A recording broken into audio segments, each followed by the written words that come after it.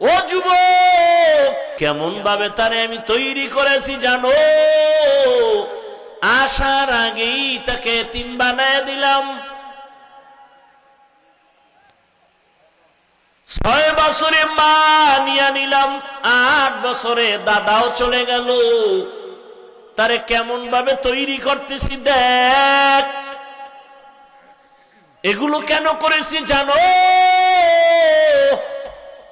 দুনিয়ার কোন বেঈমানের বাচ্চারা যেন বলতে না পারে মোহাম্মদ বাবার বাহাদুরি দেখায়, মোহাম্মদ মায়ের পাওয়ারে পাওয়ার দেখায়, মোহাম্মদ দাদার পাওয়ারে পাওয়ার দেখায়। বেঈমানেরা যেন বলতে না পারে। আর অন্যদিকে সবক মোহাম্মদও যেন গায়রুল্লাহর নির্ভরশীল না হয়। মোহাম্মদ যেন এক আল্লাহর উপরে ভরসা করে চলেন।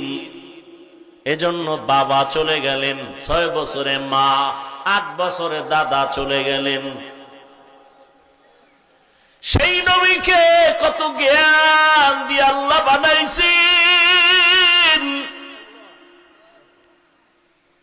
আম্মা জান আমেনা বলেন, দুনিয়ার মা বাচ্চা গর্ভে নিলে মাথা ব্যথা করে, পেট ব্যথা করে, অসুস্থ। আমি আমেনার এগুলো কিছুই হয় নাই। দুনিয়ার মা বাচ্চা প্রসবকালে কান্না করে, রক্ত যায়। আমি আমেনার কিছুই হয় নাই। দুনিয়ার গর্ভের বাচ্চাগুলো খতনাবিহীন আসে, আমার সন্তান মোহাম্মদ খতনা করা অবস্থায় আসছে। দুনিয়ার বাচ্চারা দুনিয়াতে এসে কান্না করে, আর আমার সন্তান মোহাম্মদ দুনিয়াতে এসে আল্লাহর প্রশংসা করেছে। কেমন মায়ার নবী! রহমতের নবীকে আল্লাহ এতটা আলাদা করে বানাইলেন, যে রহমতের নবীর চেহারার দিকে একটা নজর দিলে 7 দিন পর্যন্ত কোনো ক্ষুধা লাগে না। সুবহানাল্লাহ না? কেমন মায়ার নবী আমার, যারে 40 বছর পর্যন্ত তৈরি করলেন, কিতাব দেন না। 40 বছর পর, এই দীর্ঘ 40টা বছর রহমতের নবী বুঝা মাত্র মক্কার অদূরে হেরা পাহাড়ের গুহায় গিয়া আল্লাহর ধ্যানে সময় কাটাচ্ছেন। 40 বছর পেরিয়ে যাওয়ার পরে জিব্রাইলকে এই মাত্র কোরআন নিয়ে পাঠাইলেন, মাত্র কোরআন দেওয়ার সূচনা। হেরা গুহার মধ্যে গিয়া জিব্রাইল আমিন নবীকে দাঁড় করাইয়া সিনার সাথে সিনা লাগায়া মৃদু চাপ দিলেন আর বললেন, ইকরা, হে নবী আপনি পড়ুন। রহমতের নবী জবাব দিলেন, মা আনা বিকারিন, আমি পড়তে জানি না। এরকম কয় চাপ দিলেন? এমনকি নতুন করতেছি ওয়াজ, কে জীবনে শোনে না কেউ? হেরা গুহায় রসুলকে কয় চাপ দিছেন? এত ভিআইপি মন লইয়া বসলে কি আর ওয়াজ আর কলবে যাবে? রহমতের নবী প্রথম চাপে বললেন, আমি পড়তে জানি না। আবার হালকা চাপ দিলেন, একই জবাব। এইবার খুব জোরে চাপ দিলেন। আল্লাহ নিজে কোরআনে বলেন, লা তুহাররিক বিহি লিসানাকা লিতাআজালা বিহি ইন্না আলাইনা জামাহু ওয়া কুরআনা। নবী আপনি জিহ্বা নাড়ায় নাড়ায় মুখস্থ করার কষ্ট করেন না, আমি এমনি সিনার মধ্যে কোরআন জমা করে দিব। নবীরে কষ্ট পাইতে নিষেধ করে, আর সেই নবীরে এমন জোরে চাপ দিছে। নবী বলেন, 3 নাম্বার চাপটা যখন দিছে মনে হয় আমার মরণের কষ্ট শুরু হয়ে গেছে। বুখারীর ইবারত। এত চাপ, মনে হয় আমি অসুস্থ, শরীরের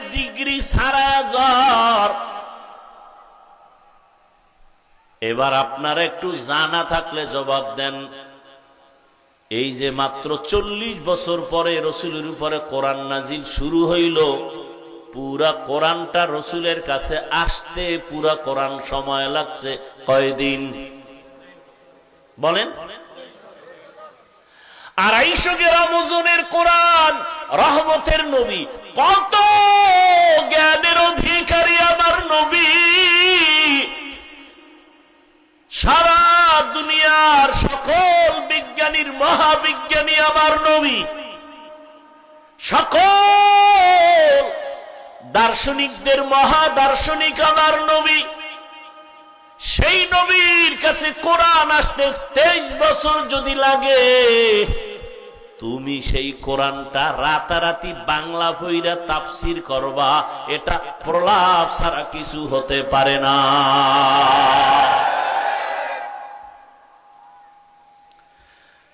খোদার কসম, কেউ যদি কোরআনের কয়েকটা 29টা অক্ষর মাত্র বর্ণ, আরবি 29টা বর্ণ শিখতে চায় বিশুদ্ধ ভাবে, খোদার কসম একা একা জীবনে শিখতে পারবে না, কোনো ওস্তাদ না ধরা পর্যন্ত।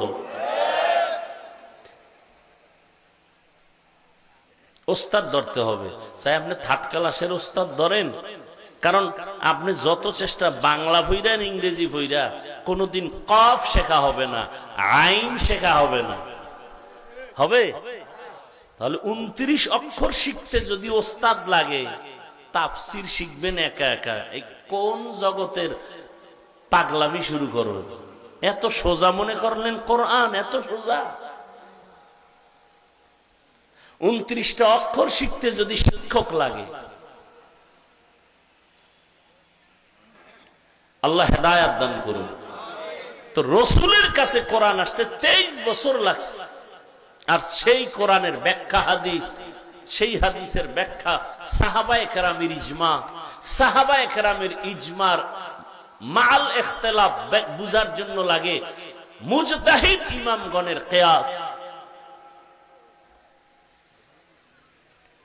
কোরআনের একটা লাইনের নাম দর্শন, কোরআনের এক লাইনের নাম তাফসির, কোরআনের আরেকটা লাইনের নাম মানতিক, কোরআনের আরেকটা লাইনের নাম হলো ইলমে নাহবু, ইলমে সরফ।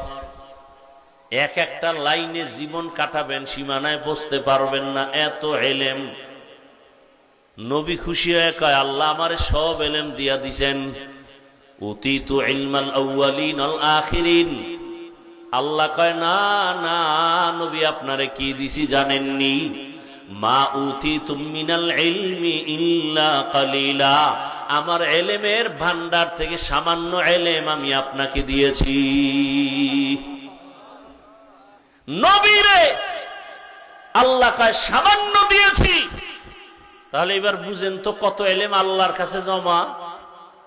এবার আল্লাহ কয়, ইলম আমি আটকাইয়া রাখি না, দরজায় দরজা খোলা, যে চাইবে তারে দিব, আপনারেও দিব, চাইতেইব। নবী কয়, কেমনে চাবো? আল্লাহ চাওয়া শিখায়, সব সময় পড়বেন রব্বি জিদনি ইলমা। নবীও শিখতেছেন, পড়তেছেন রব্বি জিদনি ইলমা, রব্বি জিদনি ইলমা। রহমতের নবী বলেন, আল্লাহুম্মা ইন্না নাসআলুকা ইলমান নাফিআ ওয়া রিজকান ওয়াসিআ ওয়া শিফাআন মিন কুল্লি দা। ও আল্লাহ, তুমি আমাকে ইলমে নাফি দান করিও। শয়তানের কাছেও তো ইলম আছে, ওই ইলমেটা ইলমে নাফি না, উপকারী ইলম না। তুমি আমারে উপকারী ইলম দান করিও। শয়তানের ইলমের দ্বারা মানুষ ক্ষতিগ্রস্ত হয়, তোমার ইলম দ্বারা মানুষ উপকার পায়। তুমি আমাদের ইলমে নাফি দান করিও। ইলমে নাফি কেমনে বুঝাবো? 1 মিনিটে সহজ ভাষায় বুঝাই। যেই কোরআন হাদিসের ইলম শিখলে অহংকার দূর হবে, সেই ইলম ইলমে নাফি। যেই কোরআন হাদিসের ইলম শিখা যদি বেপরদায় চলে, গুনাহ ছাড়তে না পারে, ওই ইলম উপকারী ইলম না, ইবলিসি ইলম।